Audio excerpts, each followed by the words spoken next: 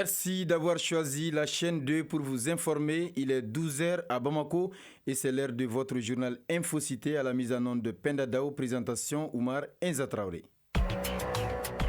Infocité, le journal de l'info de proximité sur la 95.2. Au sommaire de cette édition, célébration ce 12 mai de la Journée internationale des infirmiers. L'occasion est saisie chaque année pour rendre hommage à tous les infirmiers du monde. À l'occasion de cette célébration, notre rédaction fait un focus sur des professionnels du secteur. À suivre le reportage en ouverture d'édition. La société malienne a toujours accordé une place de choix au rapport de bon voisinage. De nos jours, les liens sociaux se dégradent du jour au lendemain. Quelles sont les causes de ce phénomène? La réponse, c'est dans ce journal-là. À Bamako, vivre en location, c'est un casse-tête, une situation qui s'explique par plusieurs raisons. On en saura plus au cours de cette édition avec Djeneba Diarra qui a mené une enquête à ce sujet. En sport, la 26e journée du championnat national de Ligue 1 prend fin ce dimanche avec 2 matchs au stade de Mamadou Konaté. À suivre cette page en fin d'édition. Voilà pour les titres. Tout de suite, le développement. Mesdames et messieurs, bonjour et bienvenue dans Infocité. Nous sommes dimanche 12 mai 2024. Chaque année, à cette date, le monde célèbre les infirmiers. La journée internationale des infirmiers est une occasion pour rendre hommage à tous les infirmiers du monde. À l'occasion de cette célébration, notre rédaction fait un focus sur des professionnels du secteur. Il s'agit de Diallo Kouroutoum Sidibé et Broulaye Diallo. C'est un reportage signé Balkissa Kamati. Nous sommes à Amdalaï, précisément à l'hôpital Mère Enfant Luxembourg. Il est environ 8h30 quand M. Diallo, infirmier de son état, écoute avec attention son tout premier patient du jour. Bonjour docteur, ni farde manna. Ne babano la kodona bila o. Tension tila. Ay tension. Diabète tila. Diabète. 6 ans. OK. Kolochi banata wa famina. Ay. Broulaye Diallo, infirmier. L'infirmier, c'est quelqu'un qui reçoit les premiers des malades. Donc, en tant qu'infirmier, c'est à nous de soulager les malades, d'orienter les malades et accompagner les malades, de partager la douleur. Broulaye Diallo, infirmier. J'aimerais accompagner les malades pour soulager une personne là qui est dans le déséquilibre là ou dans le désaccord là. C'est pas facile, mais on l'a choisi. Madame Diallo Kouroutoum Sidibé, infirmière à Tomi Kouroubougou, pratique ses métiers avec passion et amour. Il y a des maladies qui sont vraiment indisciplinées. Même si tu es disposé à travailler honnêtement très bien, l'endroit aussi, avec la malformation, la saleté, nous seuls on ne peut pas tout faire. Il faut que l'État nous aide dans ce domaine, à rendre les endroits propres, en nous donnant des outils à travailler. Avec ça, ça va nous faciliter la tâche. Au dire de nos spécialistes, pour exercer ces métiers, il faut être un passionné du domaine. Autrement dit, quand on veut, on peut. Hier, c'était le 11 mai, une date symbolique pour les amateurs de reggae à travers le monde. Une date qui marque l'anniversaire de la mort du roi du reggae. Il s'agit de Robert Nesta Marley, alias Bob Marley. C'était en 1981 dans de nombreuses villes africaines. Cette commémoration est d'une importance capitale, notamment les Rastafari qui se reconnaissent dans le reggae. Mais qu'est-ce qu'un Rasta et quel est son lien avec ce genre musical? Élément de réponse avec Cheikh Oumar Kamara.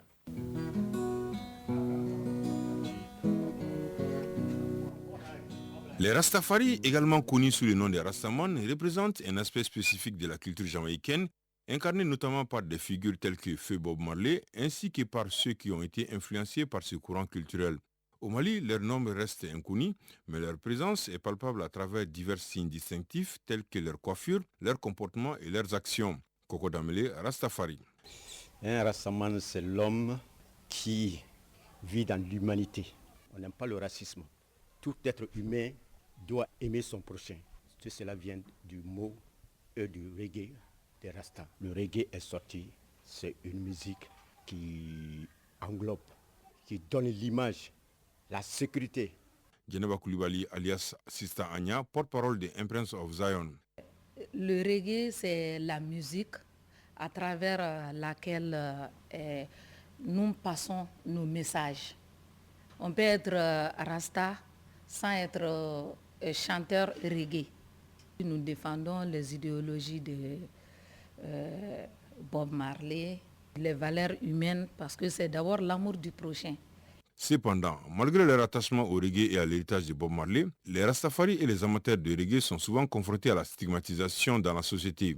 En tant que femme, en tant que Rasta woman, le message fort que je vais lancer aux Maliens, ne pas nous voir autrement. Les gens te regardent bizarrement. Pour eux, franchement, celui-là ou bien celle-ci, c'est un drogué, c'est quelqu'un qui ne réfléchit pas bien. Au-delà de la simple commémoration de la mort de Bob Marley, le 11 mai offre aux Rastafari une opportunité de se faire mieux connaître auprès de la population, de partager leur culture et leurs valeurs et de sensibiliser le public à leur mode de vie et à leur contribution à la société. C'est une journée où la musique, la spiritualité et la solidarité se rejoignent pour célébrer l'héritage durable d'un homme qui a transcendé les frontières et les générations, laissant derrière lui un impact indélébile sur le monde. C'est un jeu d'intérêt. À présent, le tour d'horizon de l'actualité internationale. Oui, à 12h passées de 6 minutes dans ce studio, nous ouvrons la page internationale de cette édition avec Ibrahima Souri Traoré. Bonjour Ibrahima. Bonjour Omar Enza. Et tout d'abord au Burkina Faso, rassemblement pour la prolongation de la transition. Plusieurs milliers de personnes se sont rassemblées hier au stade Joseph Issoufou Konombo de Ouagadougou en vue de soutenir le capitaine Ibrahim Traoré, président de la transition. Ce rassemblement est organisé par la Coordination nationale des associations de veille citoyenne. Le principal objectif était de réclamer une prolongation de la transition. Selon le porte-parole de la coordination, les prochaines assises nationales doivent permettre d'officialiser la volonté du peuple burkinabé de prolonger la transition en cours. Et du Burkina Faso, nous partons au Niger où le Premier ministre accuse le Bénin et la France de vouloir déstabiliser son pays. Lors d'une conférence de presse hier, Ali Mohamed Lamine Zeine a blâmé les autorités béninoises de bloquer l'exportation du pétrole brut via le port de Sémé-Podji. Cet acte du Bénin, selon lui, viole ainsi une dizaine d'accords bilatéraux signés entre les deux pays. Ce sont des milliers d'emplois directs et des revenus fiscaux importants qui sont désormais en péril. Le Premier ministre a également affirmé avoir des preuves de la présence de 5 bases françaises au Bénin en vue d'une déstabilisation du Niger. Enfin, au Ghana, des agriculteurs dénoncent le danger des cultures OGM.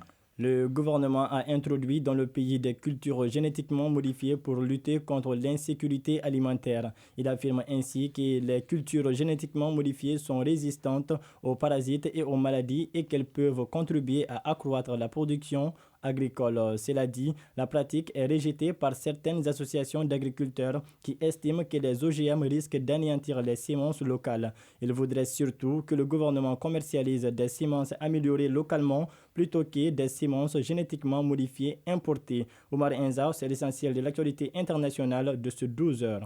Merci beaucoup Ibrahima Souri Traoré pour toutes ces informations. Sur tout autre sujet, le respect des liens sociaux est une vieille tradition qui se perpétue dans notre société. La société malienne accorde une place de choix au rapport de bon voisinage. Cependant, de nos jours, force est de constater qu'entretenir des relations de bon voisinage semble un peu difficile. Qu'est-ce qui explique cette difficulté? La réponse, c'est avec Safia Toukouni. Selon un adage, celui qui a un bon voisin possède un bien précieux. Les rapports de bon voisinage sont capitaux dans notre société car ils permettent le renforcement des liens et le bon vivre. Karim Kamate, chef de famille. Le voisinage est important car si nous prenons le sens général du voisinage, c'est comme une sorte de l'humanisme. Qui dit de l'humanisme, c'est s'entraider entre nous dans les mal comme dans les biens. Donc le voisinage appelé Bamara, les Signoyens, est important principalement dans notre société africaine ici. Aïchetou Yatara, mère de famille. Une bonne relation de voisinage est souvent meilleure qu'une relation familiale, car même si vous vous séparez, vous garderez de bons souvenirs d'antan. Mariam Keita, mère de famille.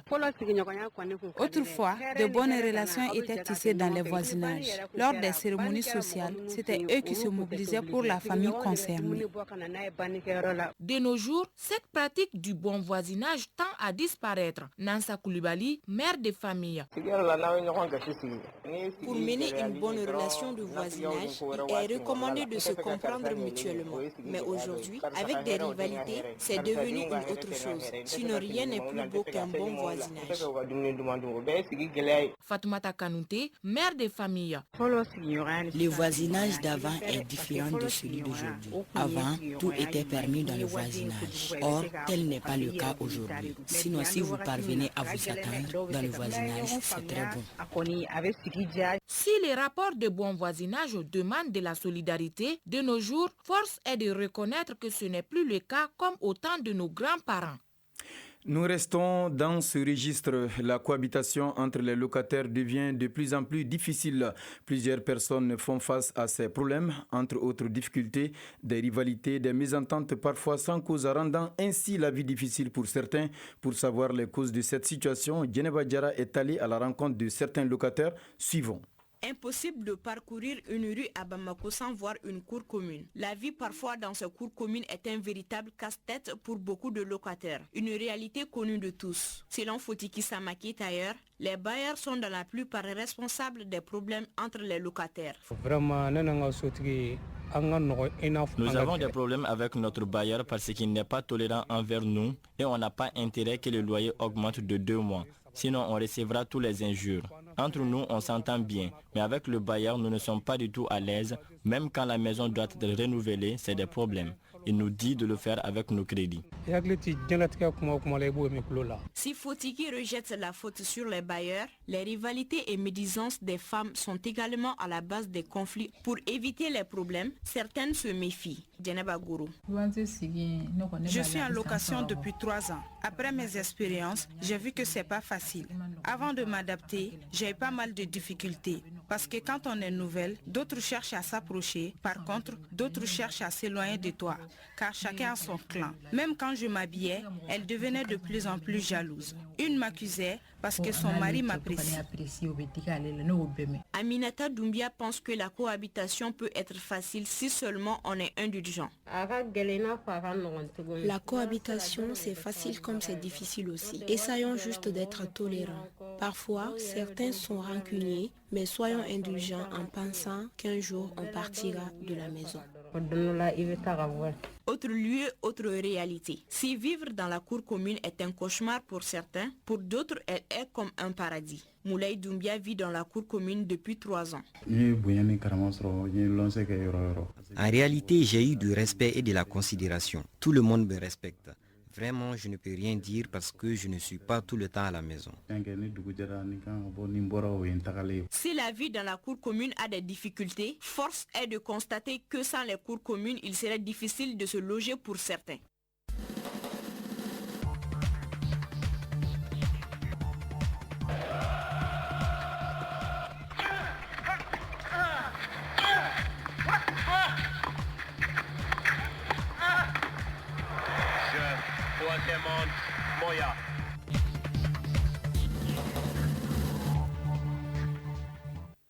En sport, l'Union des femmes reporters sportives d'Afrique IFRISA, antenne du Mali, a organisé son point de presse hier au siège de la Ligue de football de Bamako. Objectif, présenter son nouveau bureau en football, le match aller de la finale de la Coupe CAF 2023-2024 entre la Renaissance sportive Berkane du Maroc et le Zamalek d'Égypte aura lieu cet après-midi à Berkane au Maroc. La 26e journée du championnat national de Ligue 1 prend fin également aujourd'hui avec 2 matchs au stade Mamadou Konaté. La page sportive porte la signature de Famrou Djourté. US Bougouba, AS Real de Bamako et AS Black Star Stade Malien de Bamako sont les derniers matchs de la 26e journée du championnat national de Ligue 1, ce dimanche 12 mai 2024. Les rencontres se jouent au stade Mamadou Konaté respectivement à 16h30 et 18h30. 4 matchs se sont joués ce samedi. Le Djoluba AC se dirige tout droit vers son 15e titre national. Grâce à sa victoire 1-0 sur l'association sportive de Korofina au compte de la 26e journée, les Rouges du Djoluba avec 57 points consolident leur première place à 4 journées de la fin devant le Stade malien de Bamako 47 points qui joue cet après-midi et l'AS Real 44 points qui joue également sa 26e journée ce dimanche. Concernant toujours la rencontre d'hier, l'US Bougouni est tombé à nouveau pour la deuxième fois consécutive à domicile, cette fois contre l'AS Bakaridian 3-2. La Lanterne Rouge, l'Union Sportive du Cercle d'Ekita et le premier relégable l'AS Police ont gagné respectivement contre ATS Dekoro et Binga FC par le même score de 2-0. En ouverture, vendredi, 11 Caractères a battu le club olympique de Bamako par 3-1 et Afrique Football Elite s'est imposé devant l'USFAS. Sur le continent, la renaissance sportive Berkane du Maroc et les Amalek du Caire se retrouvent à nouveau pour une finale de la Coupe de la Confédération de la CAF après 2019. Cette saison marque la 21e édition de la compétition. La RS Berkane et les Amalek se sont tous deux imposés comme les grands favoris de la compétition après avoir terminé en tête de leur groupe respectif sans la moindre défaite jusqu'à la finale. Si les Marocains ont connu plus de succès en Coupe CAF que leurs homologues égyptiens avec 2 victoires et une défaite en finale, les Amalek a fait ses preuves dans la compétition et cherchera certainement à rééditer son succès de 2019 sur les Marocains pour mettre fin à ce qui pourrait être une disette de 5 ans pour les Chevaliers Blancs. La première manche de la double confrontation se dispute ce dimanche à 17h GMT à Berkane au Maroc. Le match retour est prévu pour dimanche prochain au stade international du Caire en Égypte, toujours à 17h GMT. Retour au Mali, l'Union des femmes reporters sportives d'Afrique, IFRESA, antenne du Mali, a organisé un point de presse ce samedi au siège de la Ligue de football de Bamako pour la relance de ses activités et présenter par la même occasion son nouveau bureau. Le sport n'est le domaine réservé de personne. Il est important aussi bien dans la vie des hommes que des femmes pour la simple raison qu'il offre à tous des vertus dans le développement personnel et procure les joies du travail d'équipe et l'expérience de ses performances physiques. Voici en quelques mots les motivations de l'Union des femmes reporters sportives d'Afrique, IFRESA. Assa Soumaré, présidente de l'IFRESA Mali. Cette union créée par les femmes et pour les femmes a pour objectif de favoriser l'échange et la communication entre les reporters sportifs d'Afrique, inciter les femmes à exercer le journalisme sportif, mais surtout entretenir des relations de coopération avec les organismes et institutions de sport en vue de réaliser les différents programmes de développement du sport en général et du sport féminin en particulier. Cette organisation des femmes est créée en 2006 à Waris au Nigeria. Elle est presque représentée dans tous les pays du continent. Toutes les femmes africaines, journalistes, photographes, réalisatrices, camérawomen, techniciennes spécialisées en sport, de même que celles des secteurs privés et publics, peuvent être membres de cette organisation. Le bureau mère siège à Abidjan en Côte d'Ivoire. Cette union, créée par les femmes et pour les femmes, a pour devise équité, efficacité, progrès. Voilà, c'était bien Famourou Djurté pour la page sport. À présent, la couleur du temps.